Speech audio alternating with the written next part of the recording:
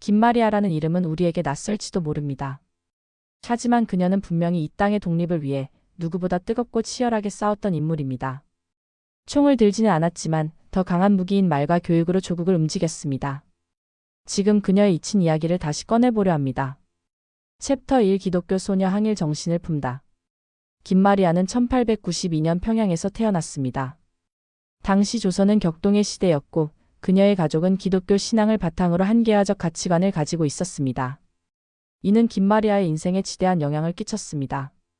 여성으로 태어나 교육을 받기 힘든 시절, 그녀는 숭의여학교를 졸업한 후 이화학당으로 진학하며 학문의 길을 열었습니다.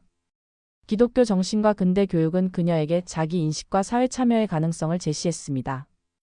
특히 여성도 민족을 위해 싸워야 한다는 의식을 심어준 것은 그녀의 가정과 학교였습니다. 그녀는 단지 교양 있는 여성에 머무르지 않고 변화를 추구하는 행동가가 되기를 선택합니다. 젊은 나이에 그는 조국의 현실을 직시했고 그 안에서 자신의 역할을 찾아 나섰습니다. 1910년 일제에 의해 조선이 강제 병합되자 김마리아는 이화학당 재학 중 이미 항일 의식을 갖게 되었고 그 열망은 점점 커졌습니다. 그녀에게 신앙과 조국은 결코 분리된 가치가 아니었습니다. 챕터 2 3.1운동 여성도 거리로 나섰다. 1919년 조선 전역을 뒤흔든 3.1운동은 김마리아의 삶을 완전히 바꿔놓았습니다. 당시 일본 유학생들이 도쿄에서 28 독립선언서를 발표했고 이에 자극받은 국내 민족 대표들은 대대적인 항일운동을 계획합니다. 이 과정에서 김마리아는 여성들을 조직하고 이화학당 출신 여성들과 함께 서울 도심에서 시위를 주도했습니다. 그녀는 대한여자청년단을 창설하고 수백 명의 여성을 이끌며 독립만세운동에 나섰습니다. 이는 단순한 참여가 아닌 조직적 항거였고 여성들이 민족운동의 주체가 되었음을 보여주는 상징적 장면이었습니다. 그녀는 여성도 독립운동의 주체라는 명확한 메시지를 세상에 던졌습니다. 결국 김마리아는 일제 경찰에 체포되어 서대문형무소에 수감되고 모진 고문을 당합니다. 하지만 그녀는 끝까지 입을 다물고 동지들의 이름을 밝히지 않았습니다.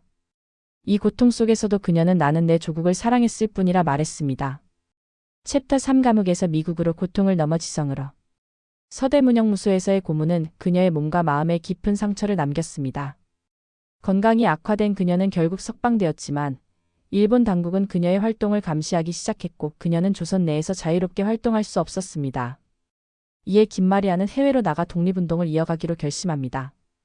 1920년대 초 그녀는 미국으로 건너가 시카고 대학교와 웨슬리언 대학에서 공부하며 정치학과 교육학을 수학합니다. 그녀는 단지 학문을 쌓기 위해서가 아니라 세계 무대에서 조선의 독립을 알리고자 했습니다. 재미 한인들과 교류하며 임시정부를 지원하고 국제회의에도 참석하며 조선의 현실을 알리는 데 앞장섰습니다. 김마리아는 펜과 말, 지성과 신념을 무기로 삼은 진정한 독립운동가였습니다.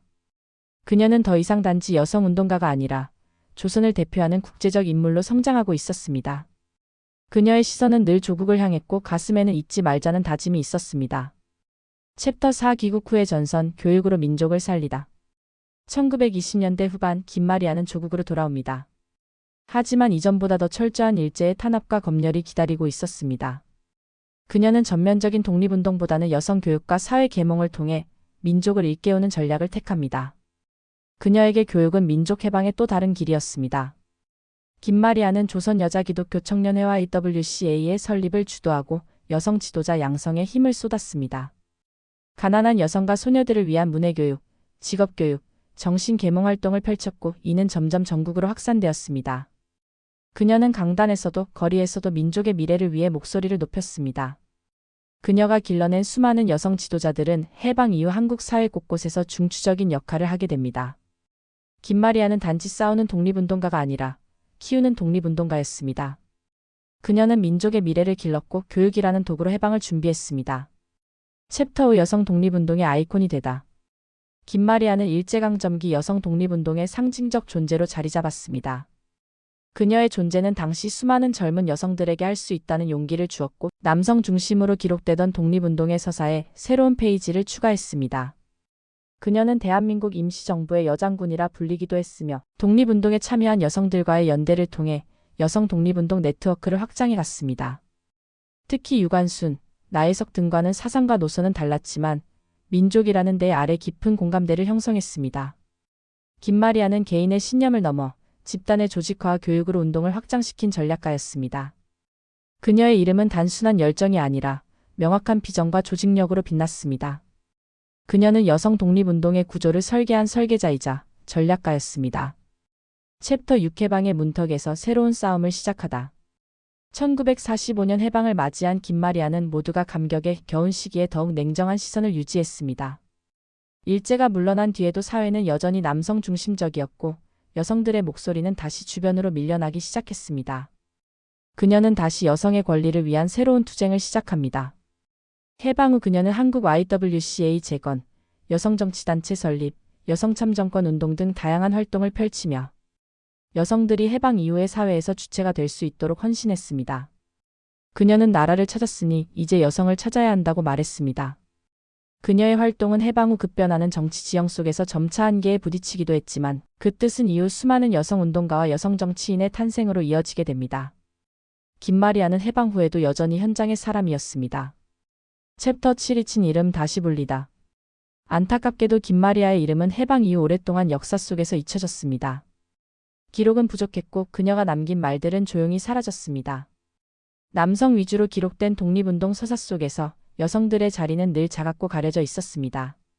하지만 1990년대 이후 여성사 연구자들과 시민사회는 김마리아를 비롯한 여성 독립운동가들의 역할을 재조명하기 시작했습니다. 그녀의 이름은 여성해방, 민족해방, 신앙과 정의의 상징으로 다시 복원되었고 다양한 다큐멘터리, 전시, 출판을 통해 국가가 잊은 이름을 다시 사회가 기억하게 됩니다. 2002년에는 대한민국 건국훈장 독립장이 추서되며 김마리아는 공식적으로 독립유공자로 인정받게 됩니다. 그러나 그녀의 진짜 공로는 여전히 수많은 이들의 가슴에 조용히 새겨져 있을 뿐입니다. 역사는 이제야 겨우 그녀의 이름을 다시 부르고 있습니다. 챕터 8 오늘의 우리에게 남긴 질문. 김마리아는 시대를 앞서간 사람이었습니다. 그녀는 여성으로 태어나 교육을 받았고 투쟁했고 지도했고 끝내 남겨졌습니다. 하지만 그녀는 희생의 이름으로만 기억되길 원치 않았습니다. 그녀가 우리에게 남긴 것은 고통의 기억이 아니라 질문입니다. 우리는 지금도 과연 누구를 중심으로 역사를 쓰고 있는가?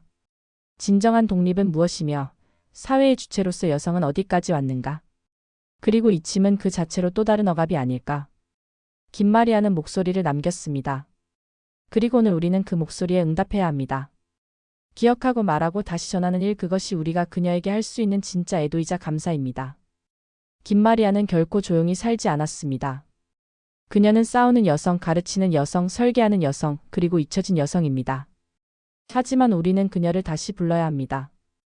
김마리아는 그 자체로 독립이자 존재의 증명이었습니다. 또 다른 이야기가 궁금하다면 구독과 좋아요 부탁드립니다.